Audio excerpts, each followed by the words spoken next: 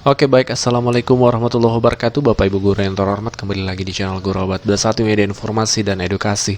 Bapak Ibu, di video kali ini ada berita gembira nih untuk rekan-rekan guru di bulan Maret Bapak Ibu ya. Jadi informasi yang akan kami bahas ini ada dua jenis untuk rekan-rekan yang sertifikasi dan yang belum sertifikasi Bapak Ibu. Ada informasi penting juga nih untuk rekan-rekan yang belum sertifikasi. Jadi rekan-rekan guru harap menyimak video ini sampai tuntas supaya informasinya lengkap ya.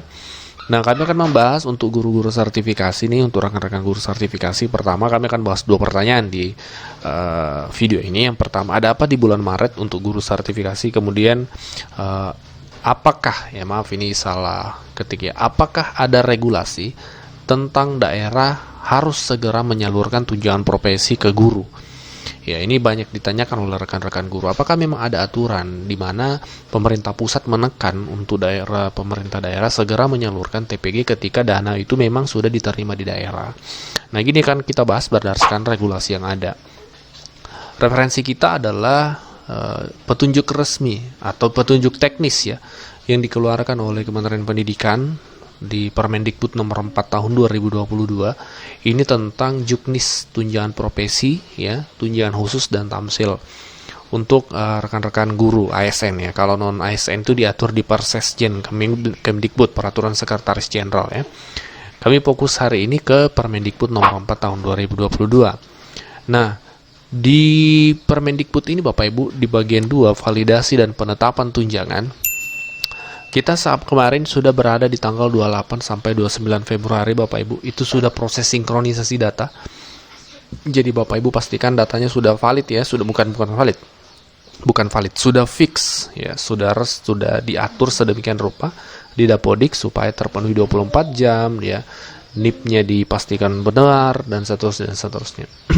Karena untuk pembayaran triwulan 1 itu Bapak Ibu itu sudah dimulai di bulan Maret. Ya memang pasti Bapak Ibu berkata, apakah ada pencairan di bulan Maret ya? Ada Bapak Ibu, memang tidak banyak daerah yang melakukan ini, tapi ada pembayaran di triwulan Maret. Ini tahun lalu kami pantau, ada 1-2 daerah yang melakukan di akhir Maret, sudah melakukan pencairan TPG triwulan 1, seperti itu. Nah, kita harap tahun ini cukup banyak daerah yang melakukan ini, ketika dananya masuk dari pusat ke daerah, seperti itu. Nah, perlu diketahui terkait pertanyaan kedua tadi ya, terkait aturan bagaimana penekanan dari pemerintah pusat kepada daerah untuk segera menyalurkan tunjangan profesi. Di Juknis ini, di Permendikbud nomor 4 2022 ini sudah ditetapkan Bapak Ibu tentang pembayaran tunjangan. Disebutkan bahwa di bagian B ya, di bagian C ya, kami fokus ke bagian C. Tunjangan profesi dan tunjangan khusus guru ASN daerah dibayarkan paling lambat Bapak Ibu 14 hari kerja setelah diterimanya dana tunjangan profesi dan tunjangan khusus di rekening kas umum daerah. Jadi, pemerintah pusat sudah menetapkan bahwa pemerintah daerah diberikan waktu 14 hari kerja saja.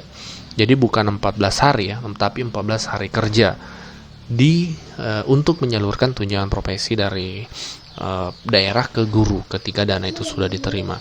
Bahkan di bab 7 tentang larangan dan sanksi itu lebih tegas lagi Bapak Ibu. Pemerintah pusat menetapkan regulasi yang pertama, pemerintah daerah dilarang menunda penyaluran tunjangan profesi. Memang ada kata dilarang menunda penyaluran tunjangan profesi, tunjangan khusus dan tamsil melewati 14 hari kerja sejak tanggal diterimanya dana tunjangan profesi, tunjangan khusus, tamsil di rekening kas umum daerah atau di RKUD. Jadi memang pemerintah pusat dilarang. Pemerintah daerah dilarang menunda. Bahkan di ayat kedua disebutkan Bapak Ibu bahwa pemerintah daerah dilarang menggunakan alokasi dana tunjangan profesi, tunjangan khusus, tamsil selain peruntukan tunjangan profesi, tunjangan khusus, dan tambahan penghasilan sebagaimana diatur dalam peraturan ini. Di ayat 3 disebutkan pemerintah daerah yang menunda penyaluran dan atau menggunakan alokasi dana sebagaimana dimaksud pada ayat 1 dan 2 dikenai sanksi Bapak Ibu sesuai dengan ketentuan perundang-undangan. Jadi ada kata sanksi, ada kata larangan, ada kata sanksi. Jadi regulasinya seperti ini, kami ringkas ya. Jadi pemerintah pusat menyalurkan dana ke daerah, ke rekening kas umum daerah itu sudah masuk tunjangan profesi, tunjangan khusus, dan tamsil. Nah, lantas daerah diberikan waktu 14 hari kerja saja sebenarnya untuk menyalurkan tunjangan itu ke guru. Kalau melewati dari 14 hari kerja, ya, maka bisa saja daerah itu mendapatkan sanksi. Di sini ditetapkan dikenai sanksi ketika daerah menunda, Bapak Ibu. Ya, ada kata menunda penyaluran tunjangan ini, Bapak Ibu. Jadi secara regulasi sebenarnya tegas kok. Karena ada guru yang bertanya ya, apakah ada regulasinya? Bisa jadi pemerintah daerah mungkin ada tanda kutip lambat karena memang tidak ada ketentuan atau regulasi yang mengikat. Ya, sebenarnya secara regulasi ada, Bapak Ibu. Tapi barangkali ya, kenapa lambat di daerah menyalurkan tunjangan profesi guru? Mungkin ada kendala teknis atau seperti apa ya, kita tidak tahu. Tentu pemerintah daerah yang lebih memahami ini. Tapi tugas kami sebagai konten kreator adalah menyampaikan atau menjawab pertanyaan dari rekan-rekan guru terkait regulasi ini, Bapak Ibu ya. Kalau terkait teknis itu sekali lagi pemerintah daerah yang lebih memahami. Kalau regulasinya ya seperti ini, 14 hari kerja saja, Bapak Ibu, seperti itu. Jadi semoga video ini menjawab pertanyaan dari rekan-rekan guru ya. Nah, untuk teman-teman guru non sertifikasi, guru yang belum sertifikasi, ada informasi penting nih. Ini terkait tunjangan insentif tahun 2023, tunjangan insentif guru bukan PNS namanya. Sayangnya yang kami dapatkan informasi ini, tunjangan ini ada untuk guru-guru naungan Kemenak, Bapak Ibu. Untuk naungan Kemdikbud belum ada, kami pantau ya. Tunjangan insentif guru bukan PNS ini berlaku untuk guru-guru naungan Kemenak, guru-guru madrasah. Nah, cara mendapatkannya yang pertama harus memenuhi syarat-syarat dulu. Syarat-syaratnya apa saja, Min? Ini sudah pernah kami bahas di video-video sebelumnya ya. Bisa dicek di video sebelumnya, dicari saja terkait syarat mendapatkan tunjangan ini. Kemudian Bapak Ibu melakukan pengusulan. Jadi guru itu sendiri yang melakukan pengusulan. Kami juga sudah pernah bahas. Kemudian kantor Kemenak akan melakukan persetujuan. Kemudian akan keluar data calon kandidat penerima. Kemudian tim pusat akan mengolah datanya. Kemudian akan ada kuota insentif masing-masing provinsi.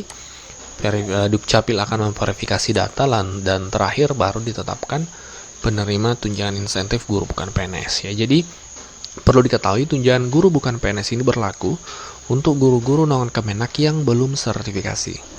Guru honorer yang belum sertifikasi, Bapak Ibu, itu bisa mendapatkan tunjangan insentif guru bukan PNS ini.